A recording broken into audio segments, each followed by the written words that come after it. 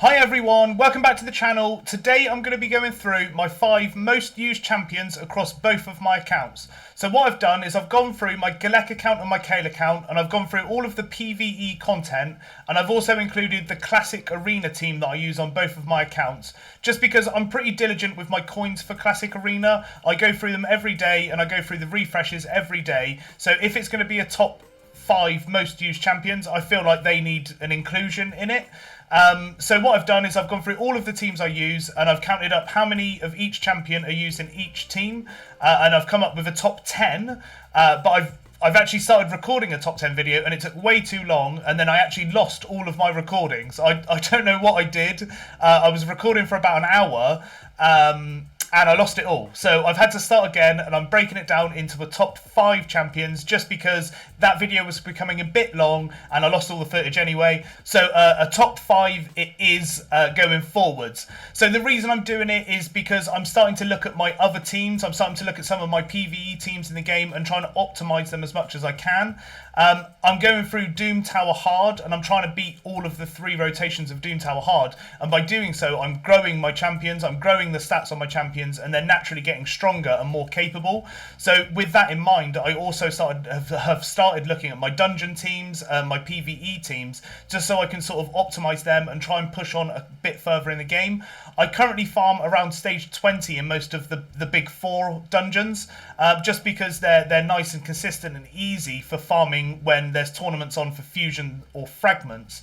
But I think with the gear that I'm getting and the sort of optimization that I'm doing for Doom Tower, I can definitely start increasing the stages on those dungeons and sort of getting more bang for my buck, getting better rewards, and sort of pushing on in the game and not becoming sort of stagnant. And before I get into the top 5, guys, I do want to say there's a couple of really good events going on this weekend. The first one being the Ultimate Death Knight Birthday Titan event. So this is one of these Titan events that lasts over a couple of weeks, and you get points in this event by doing other tournaments and other events that all sort of revolve around Ultimate Death Knight and this event.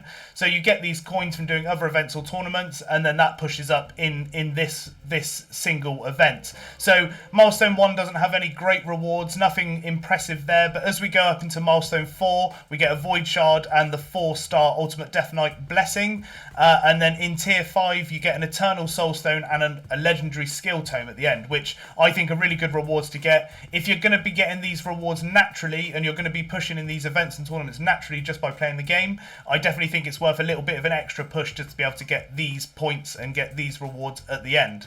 The second event I want to mention is the 100% gear cost removal, or gear removal cost. If you're looking at what I want to do and you're looking at optimizing your teams and pushing out more damage, then this just helps you. It reduces the silver cost for swapping gear to 0. So you just get free gear swaps whenever you want while this event's on. As you can see, I've got 1 day and 17 hours remaining. So after I've done this video, I will absolutely be going to optimize some of my teams, because that's the whole point in why I'm doing this video. And just a little tidbit of information, the Hell Hades Optimizer has been made free.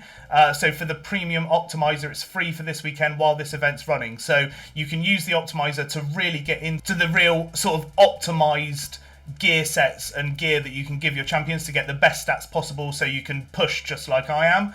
And that's what I'm going to be doing going forward. And even if you're not really looking at what I'm doing and looking to sort of optimize all of your teams and all of your champions that you use, it might be worth just looking into sort of your clan boss champions or something like that in a sort of smaller scale, so you can sort of optimize in that. I'm currently doing Ultra Nightmare, but there's always more damage that I could be doing in clan boss, and I can make it more efficient in a lot of ways if I can just use the optimizer and swap gear willingly. So yeah, this event is a really good one and definitely worth a look in if you're looking at optimizing within the game. And just before we get into looking at the champions in my top 5, guys, I do want to say, if you like my content and want to see more of it, please like this video and subscribe to my page. Subscribing makes a huge amount of difference for me. I've currently got about 95 subscribers, and the big milestone that I've been talking about, the big milestone that I've been telling my friends and family about, is getting 100 subscribers. With 100 subscribers, I know that I'm making good content that people enjoy. So if you want to see that and you want to see me succeed on YouTube, please like this video and subscribe to my page. It makes a huge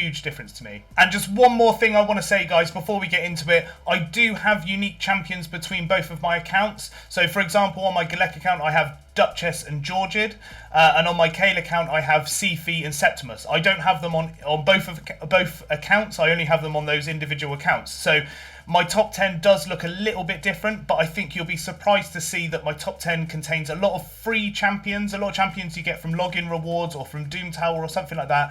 And actually my full top 10 is really accessible to most players. There's a couple of really unique champions in there that I've pulled out shards that I use quite a lot, but I would say the majority are champions that anyone has access to if they just play the game and get the rewards needed, or get the rewards you get from just playing the game generally. And before I get into the top 5, I do want to say my sort of 10 to 6 champions, just because I started recording with them. I do think they're worth an honourable mention just because they're such good champions that I use across both of my accounts. There's a reason I use them in more than one place in PvE content. So the first one, number 10, is Doom Priest. Most people know about Doom Priest and why she's unique. And essentially I use her a lot just because she removes 1 debuff per turn on every ally, including herself. So I use her in Clan Boss, so she can remove the stun and release the Spirit Affinity Clan Boss decreased speed. And my number 9 champion is Dark Kale. I use him on both accounts in Ice Golem and Dragon for dungeons, just because he explodes his poisons and he lays poisons, which is great for Ice Golem because it doesn't proc the Retribution, and it's great in Dragon because it gets rid of the Dragon hidden attack. You get the hidden attack meter in his health bar, and if you can bring down his health enough, he doesn't do the hidden attack that nukes your team. So that's why I use Dark Kale, and I use him on both accounts on both of those dungeons. And number 8 is Stag Knight, and I do use him on both of my accounts. Stag Knight's most known for his 3-turn decrease defense that he can do across the whole enemy team, but he's quite unique in a way because he also does decrease attack to all of the enemies as well, including bosses. So he increases the damage that your team's doing and decreases the damage that the enemy is doing against your team. So he enables your nukers and he disables the enemy's nukers. And he was a unique champion quite early on in the game for having that 3-turn cooldown, but since then loads of other champions have been released into the game. Loads of other epics have been released that have a 3-turn decreased defense. So he's less unique now, but just a champion I built out really early and is a really strong and capable champion. Number 7 is one unique just to my Kale account, which is Septimus. So Septimus is one of the only champions that do damage based on enemies' max HP, and for a long time, or for a while, he was the best at it as well. He absolutely has a nuke. His A1 is also an absolute smack, that if you can kill an enemy, it resets his cooldown and lets him take an extra turn. So I've only got him on my Kale account, but he's definitely used and definitely utilised well within my teams. And number 6 is another free champion, so it's Mithrala, and you can get Mithrala by getting the fragments from doing Hydra, and I use her in both of my accounts, and she's a really unique champion with a really cool skill set, and I'm currently using her in my Doom Tower waves, amongst other things, but mostly my Doom Tower waves, just because she can lock out the enemy with the petrification, and then use her A1 to place poisons on the enemies to bring down their HP slowly over time.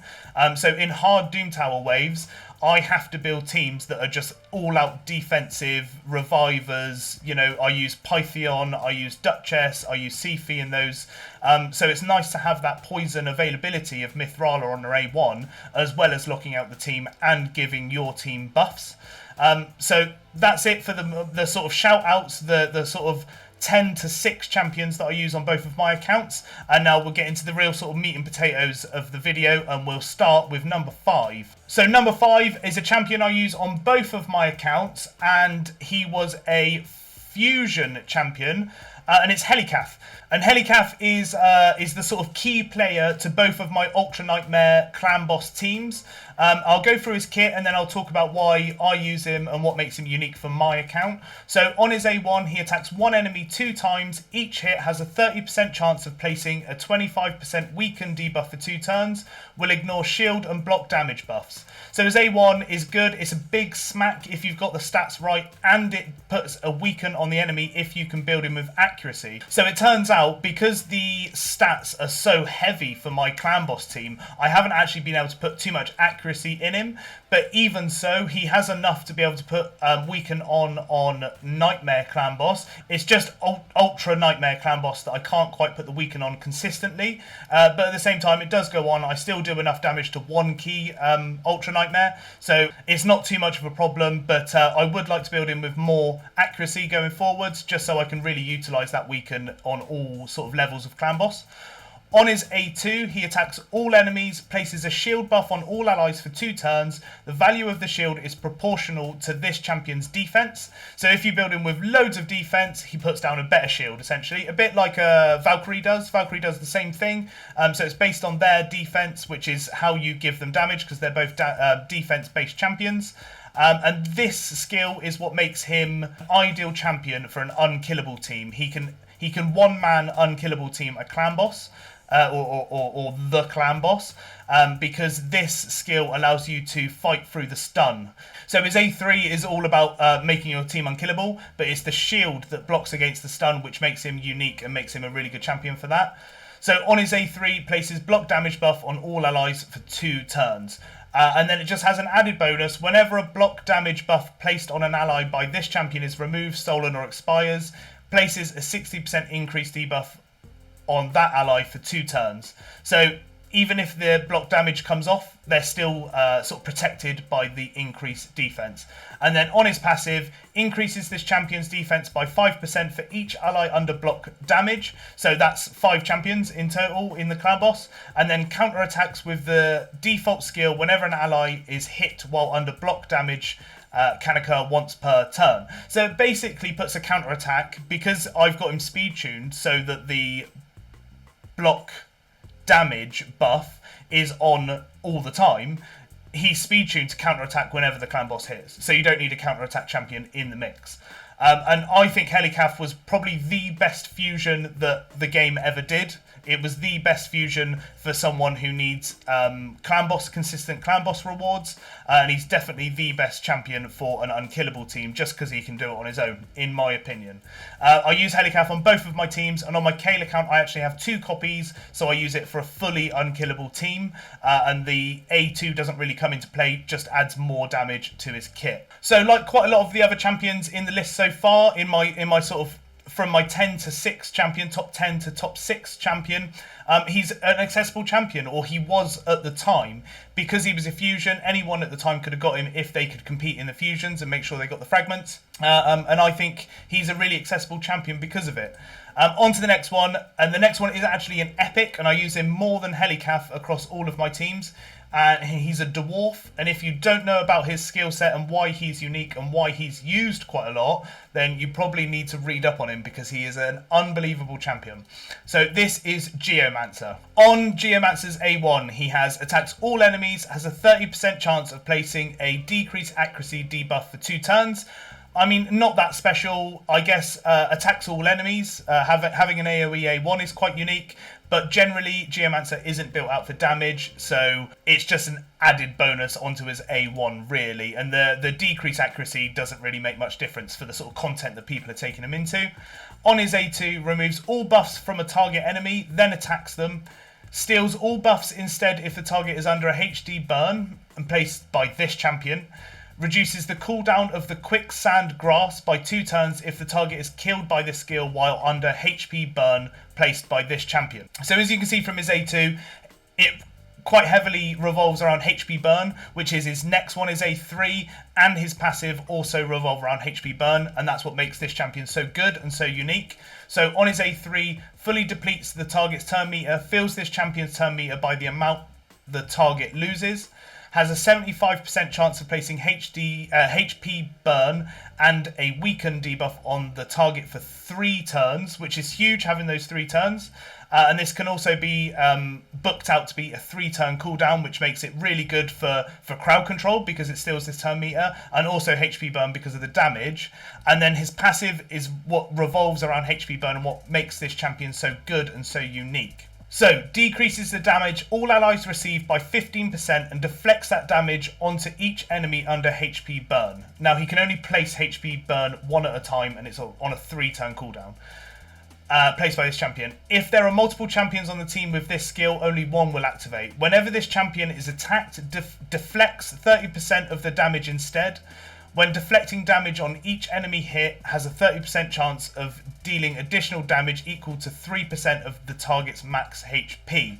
So, I used him for a really long time in Clan Boss, just because he was doing more damage than any poison dealer I had. I think at the time I was using him alongside Frozen Banshee. So if you know anything about Frozen Banshee, she has poisons on her A1. If you put her in a counter-attack team, she can just pump out the poisons one after the other over and over and over again. But this passive skill on Geomancer was actually doing more damage because the clan boss was doing more damage. Than my poison dealers. So I was using him for everything. I was using him in all my teams that I could, any team that I needed him in, any team that I needed high damage in, or that the enemy did high damage in, I was using him. And there was actually one point in the game where there was a bit of a glitch in Geomancer's kit, and I ended up doing over 150 million damage on Clan Boss because there was a glitch in his kit and it made his damage reflection really, really high. So yeah. They fixed it, unfortunately, but a lot of people got in that sort of record beating or personal best beating clan boss team while they could. But yeah, what makes Geo so important and so unique is that he reflects damage from the enemy and he decreases the turn meter. So you can put him in with a boss that can have turn meter manipulation. He'll decrease their turn, he'll put an HP burn on, and then when that enemy or boss does damage, they're hurting themselves. So that's Geomancer in a nutshell, and I think he's probably one of the best champions in the game. I could probably put him in a lot more of my other teams. Especially sort of Doom Tower. I've got him built out for Iron Twins with really high accuracy and really high speed. So he can probably go into some of my Doom Tower teams and just let the bosses nuke themselves down, to be honest. On to the next champion though. This is my number 3 champion, and it's definitely a champion I use across both accounts, and it's one of the champions that actually really unlocked the game for me early on. I say early on, you get her quite late in. She's a login reward champion, she's a reviver, and I think she's probably one of the best champions in the game, and that's Seal of the Drakes. So Seal doesn't have a wacky unique kit like a Helicaf or a Geomancer or anything like that. I think what makes Seal unique is you get her for free. She's a legendary, so she has legendary stats. As you can see, base form, she has 1,387 defense, which I would say is quite high and quite easy to then increase to be a viable champion in the game.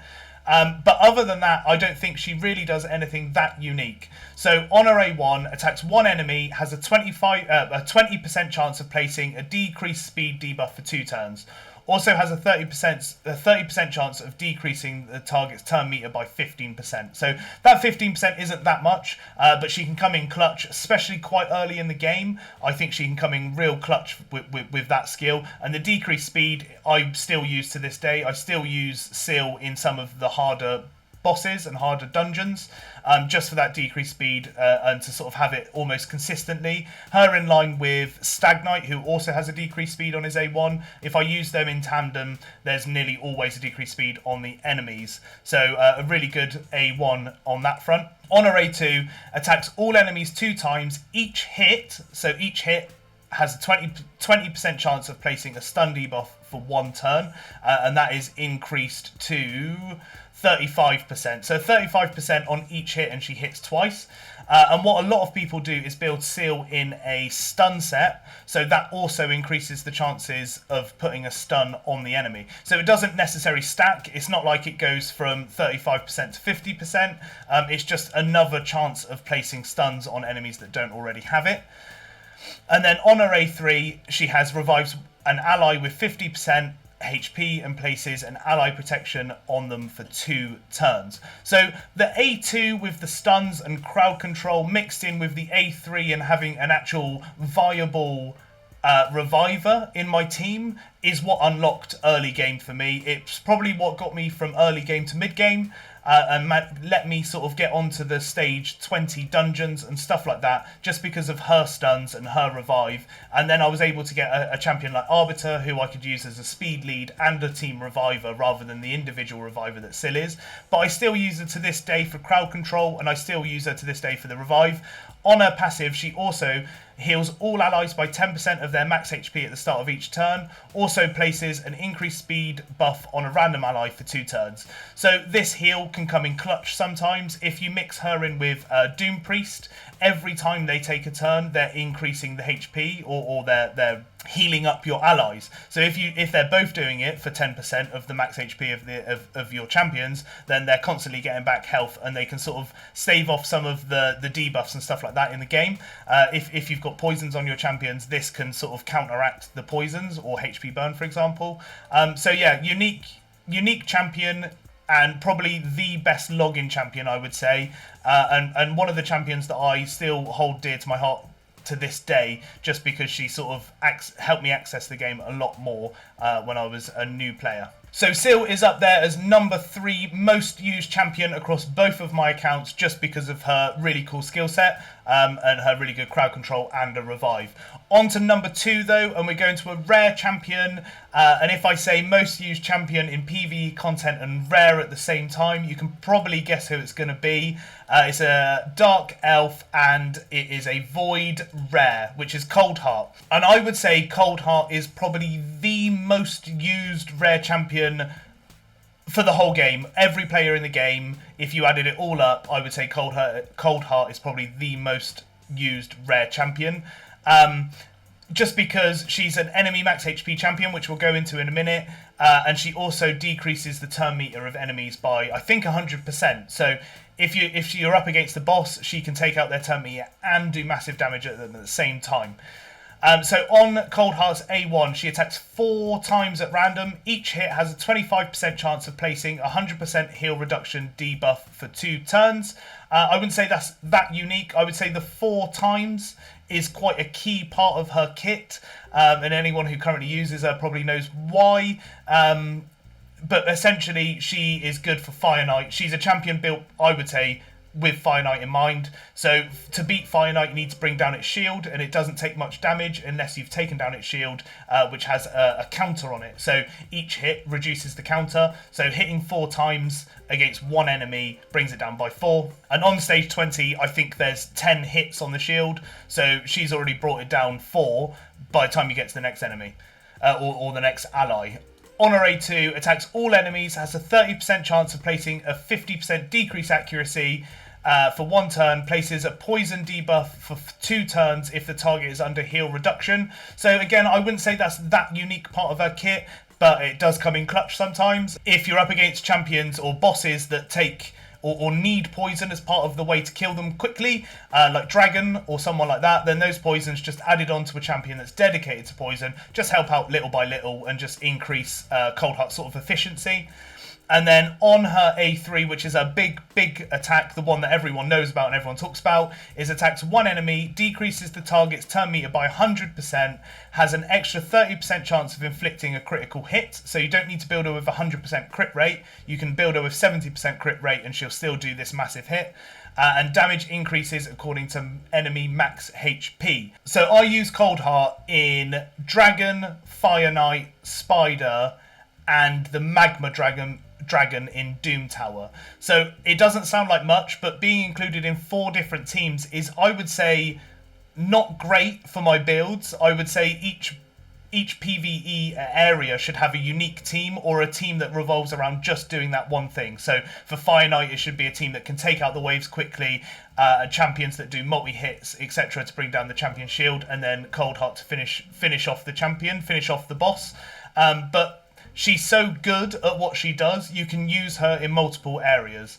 I don't really have much else to say about Coldheart. She does an absolute smack on her A3, and it also decreases the turn meter, and then she can help with waves, and she can help with the Fire Knight shield on her A1 and 2. I think at this point in the game, everyone knows who Coldheart is. Everyone wants it. It actually took about 2 years for me to get Coldheart on my Geomancer account.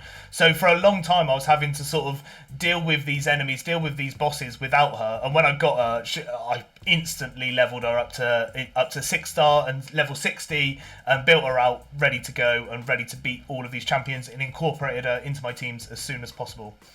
So that's number 2, Coldheart, probably the best rare champion in the game. And going on to number 1, which is another champion that I would say is really accessible. It's a legendary champion, and I don't actually know what faction she's in. It's not Sacred Order. And it's not Bannerlords. I know what it is. It's High Elves, that's why. So number 1 champion across both of my accounts is Arbiter. And I think, looking at some of my teams and looking at what I'm sort of trying to do in the future, which is optimise my teams for sort of efficiency and growing them and doing higher stages of the different dungeons and trying to get into the hard dungeons, Arbiter is probably going to become less used in the long run of things. So anyone who started the game, anyone who's interested in starting the game, Arbiter is kind of the avatar of Raid Shadow Legends. She is the person who gives the tutorial to you as a new player, and then you can unlock her by doing the Arbiter missions when you first start playing the game, and she is a really good champion. And I would say her most used case is being a speed lead in Arena. But what that has ended up being while I'm in these lower stages of dungeons and stuff like that is that she becomes a speed lead in all of my content. Even though her aura is only increased speed in arena battles, because she's the fastest champion on both of my accounts, she can use her other skills to increase the turn meter of my teams, even in PvE content, not in arena, and just keep things rolling, keep things moving, keep champions pumping out all of their damage. And Arbiter's really known for that and really good for that. So on A1, attacks one enemy 2 times. Each hit has a 30% chance of placing a weaken debuff for 2 turns. I've got Arbiter built with just speed. I can go and have a look quickly at my champion. So this is on my Galek account. So my Arbiter has 343 speed and 99 accuracy. So this A1 with the weaken on it is pretty useless, to be honest. I only use Arbiter as a speed lead, as a speed freak. So accuracy didn't really come into the build. I just wanted her to survive as long as possible and be the fastest champion on my account. On her A2, she attacks all enemies 1 time, has a 75% chance of decreasing the duration of all enemy buffs by 1 turn. Again, this is a skill that needs accuracy, so it's not a skill that I'm really concerned with, and I just don't really need to use it in the role that she plays. On her A3, places a 50% increase attack buff on all allies for 2 turns, then fills the turn meter of all allies by 30%. Heals all allies by 25% of their max HP if they have less than 50% HP. So this is what her main ability is that I use, I guess, in general content, and definitely in Arena. So this is her opening move. So she increases the attack of my team, including my nuker. Then she increases the turn meter so they can go before the enemies. And then my nuker can just take out the opposite team. But this goes into PvE content as well, and because she's so fast and rotates her skill so quickly, that increased attack is nearly permanently up on my team. So anyone that can utilise increased attack, like a Septimus, can then just smack enemies and really take out the enemy teams or bosses if that's what you're against. And then she has a revive on a A4, I'm not used to saying A4, revives all dead allies to 35% HP, then fills the turn meter of all allies by 20%. Grants an extra turn to this champion if the ally was successfully revived. So again, in PvE content, if you've got a big nuker that is at risk of being taken down, then Arbiter can come in and she's constantly, because she's so fast, she's constantly resetting her skills and taking them off cooldown. So that revive stays up quite a lot of the time and comes in quite useful. So it's on a 5-turn cooldown, but because she's so fast, she takes 2 turns for every other champion's 1. So that revive is always coming in clutch and always reviving where needed. So yeah, I think, in total, guys, including Arbiter as well, a really accessible top 5 and definitely a really accessible top 10.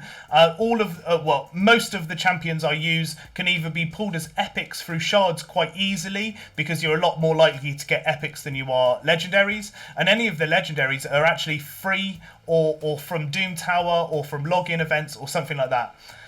So I think my top 10 is quite an interesting one. I think it's probably quite unique compared to content creators, you know, some of the big content creators out there that have unlimited resources to be able to build their champions, to be able to farm gear and stuff like that. I have to use what I get as a free-to-play player. I have to use all of the gear that I can farm on limited resources and also build them with limited resources. So I think it's quite nice to have that sort of look in and see the champions that change my account. Champions like Seal and Geomancer are what brought me from early game to mid game, and then champions like Septimus and Arbiter are what brought me from mid game to late game, or end game, as you could say.